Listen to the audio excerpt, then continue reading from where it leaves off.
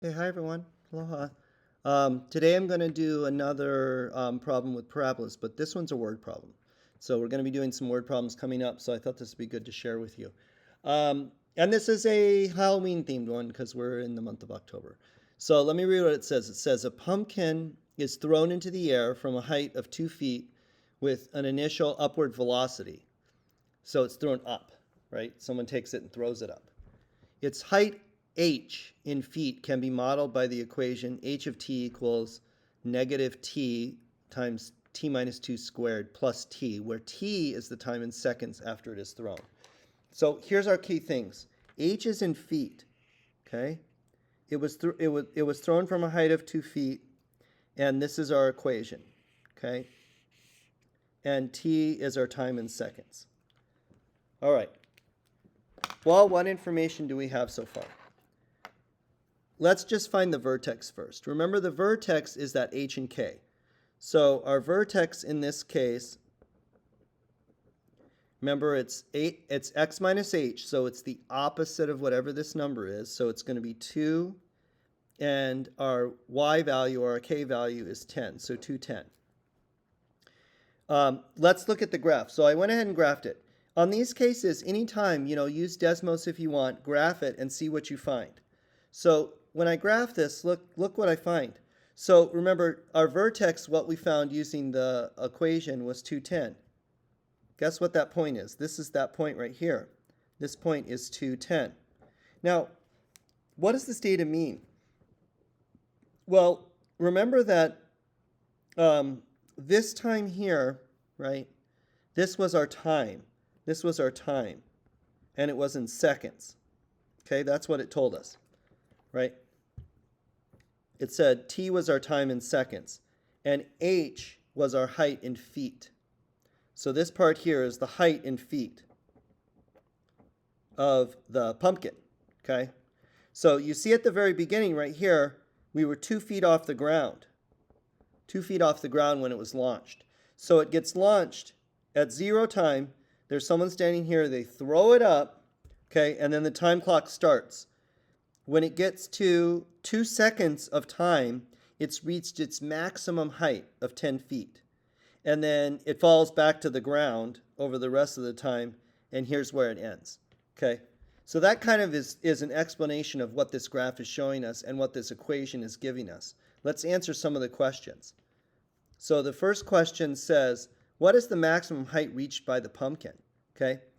Generally, when we're doing parabola problems and we have word problems, the height or the maximum we're going to reach is that top point. So that's the answer in this case. Our maximum height is 10 feet. How long does it take to reach the maximum height? Again, the vertex is usually the critical point for this stuff. It takes 2 seconds to reach because that's time in seconds. So our second answer is 2 seconds. So in 2 seconds, it will reach this maximum height. Okay. The third question, a little more difficult. It says approximately what time does it hit the ground?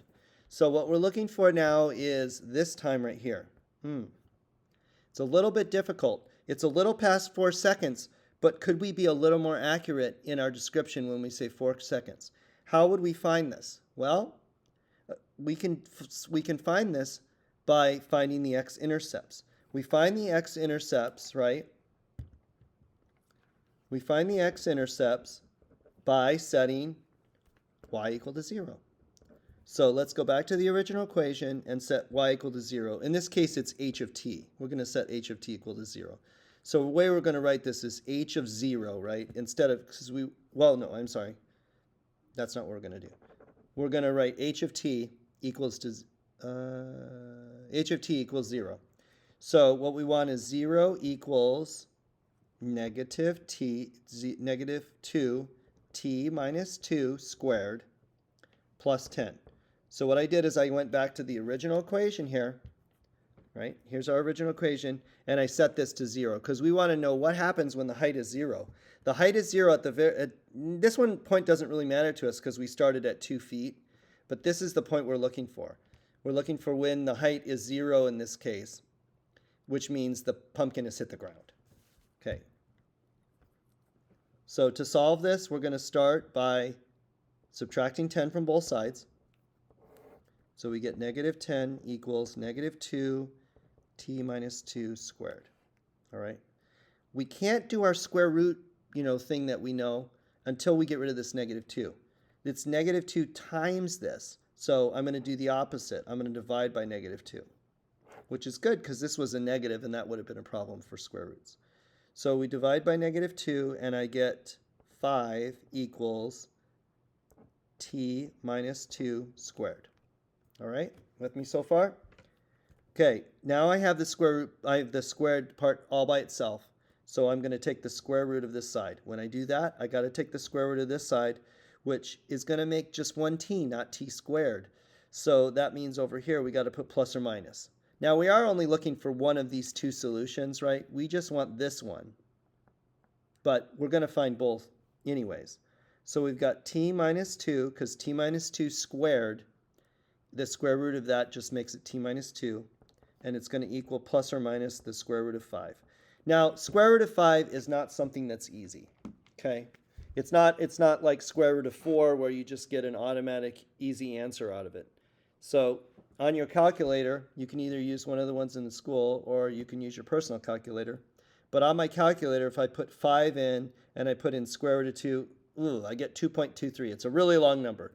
So let's not worry about that for the moment. Let's just finish this part up and see, and then we can actually solve it with the calculator. So we're going to say plus 2 so that t gets by itself. So we've got t equals 2 plus or minus the square root of 5. All right.